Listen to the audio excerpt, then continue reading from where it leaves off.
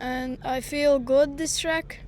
I like it's roughy and I get third place. Nice. My name is Patriks Cirulis and yeah, I'm feeling good. A little bit I think I need to be faster, but how it is, that's why. No to dostałem tutaj polecenie od znajomych, no i przyjechałem. Tutaj bardzo fajna atmosfera. Się cieszyłem bardzo, że tutaj dostałem takie polecenie, no i zaklimatyzowałem się tutaj bardzo w tych obornikach.